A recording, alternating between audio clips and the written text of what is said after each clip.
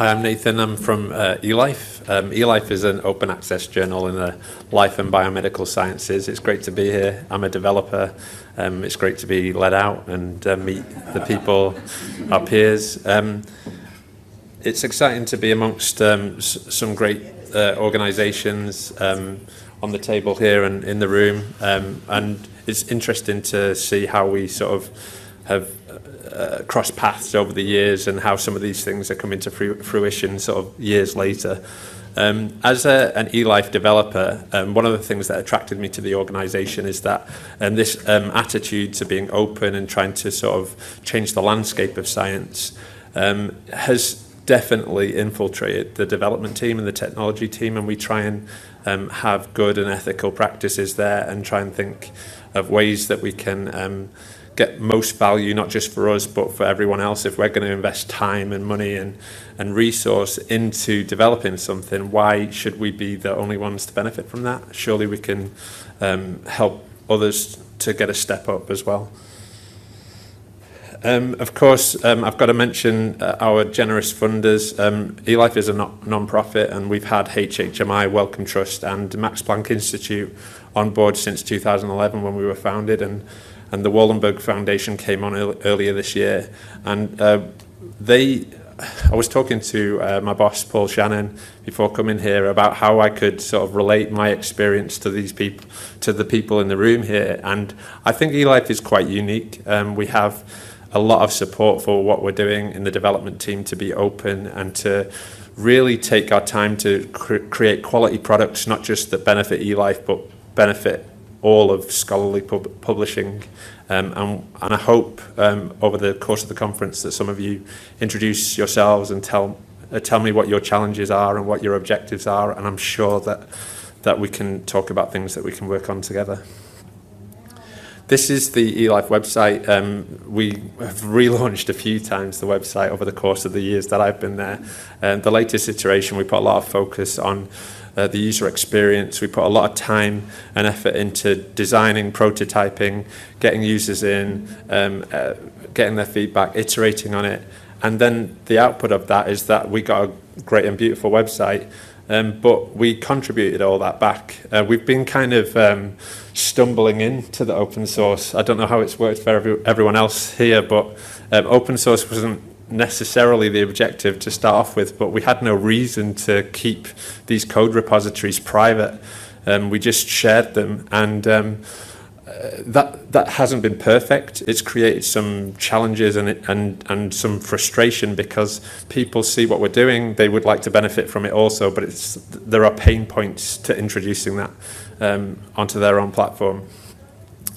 Just so that you can check in on some of the projects that we're working on, just write down these URLs, and this is a page that we sort of actively maintain, and you'll see all the projects that we're either working on or that we're collaborating with other people on. These are some of the projects that I'm not going to talk about at length. We've got Science Beam, and I can't see. So Science Beam is about drawing out sort of creating a rich data layer on top of a PDF, and it's not a project that we worked on, but we helped fund it.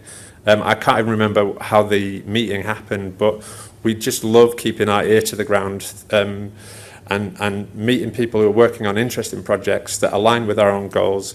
And if they're struggling for funding, then we may be able to help them that way. If they need us to dedicate some time and develop a resource on projects, we'll do that also. We've got Peer Scout, which is, I've told, it's AI but not AI. It's a way of predicting which reviewing editors might be good to work on in peer review.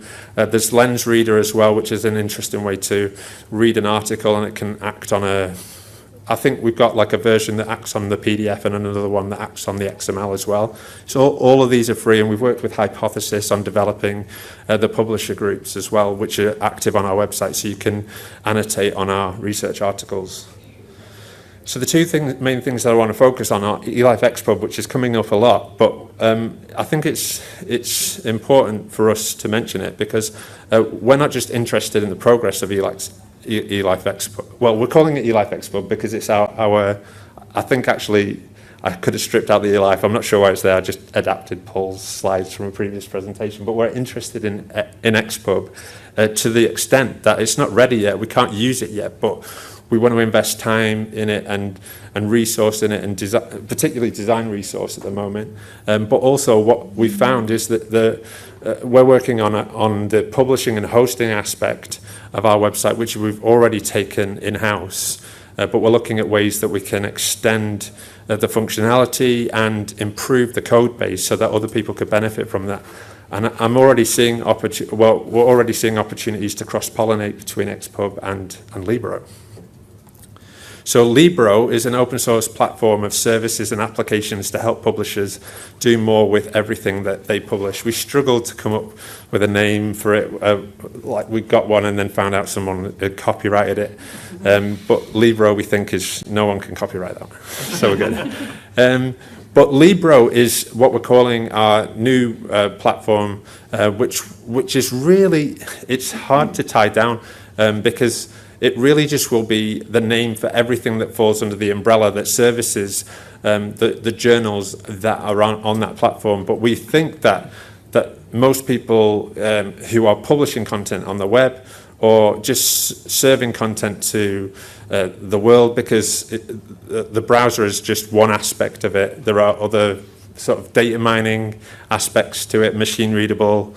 We're thinking about all of ELife's needs, but we're working with other journals now to extend what we've done to make it something that could work for them also, but not just as an entire suite, but there'll be elements of it that could just work for them as well. So we're making it in a modular fashion so you can pick and choose which projects that you're interested in, and by interested in, you could be using it or just want to monitor the progress and give feedback on to make sure that it's something that will bear scrutiny, can work for you in the future.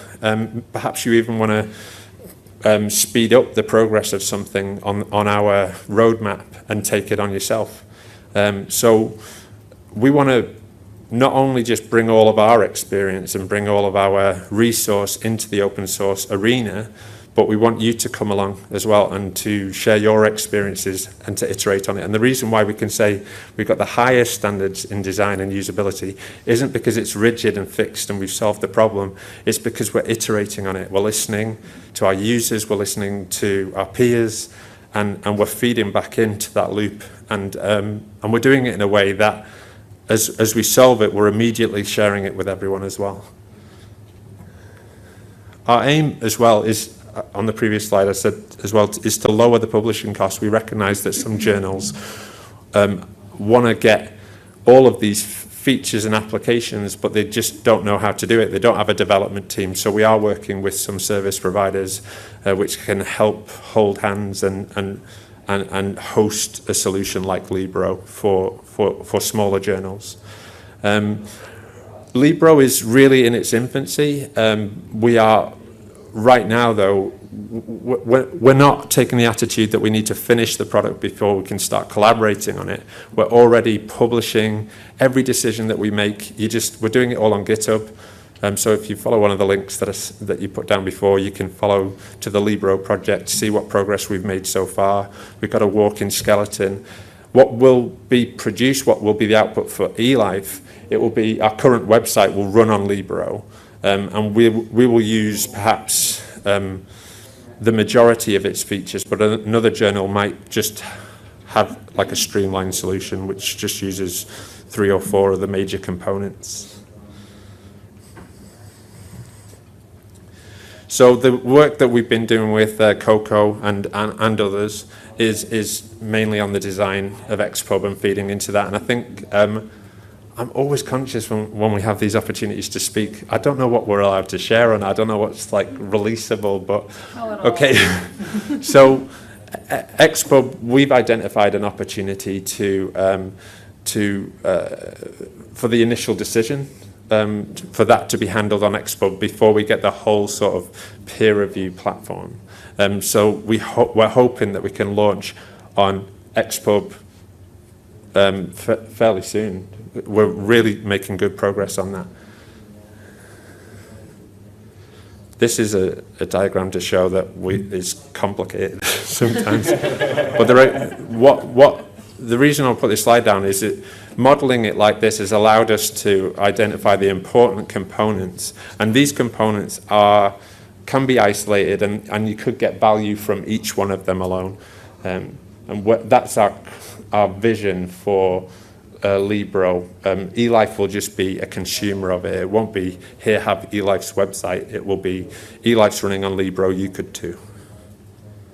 And these are the components that kind of stood out to us. These were things that we didn't have already that we would need if we were to develop an open source platform that could serve other people, other journals as well. So yeah, visit the GitHub page, get involved, and just leave you with that statement from our editor-in-chief. Have you got any questions?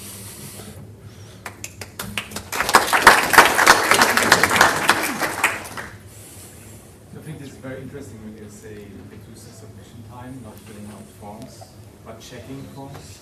Do you have any data on this compared to the big softwares like Areas, Inventory Manager, for instance? I've not been directly. How much would you reduce the time for an hour? Yeah, I know the team well enough to know that there'll be. It's not like we haven't been publishing already, so we're working with a current system, so we'll be using the current metrics and comparing them. We're not yet at the stage where we know. We're trying to drive that time down, so we're pretty confident that we'll be able to, but I can't provide metrics on that. Yeah.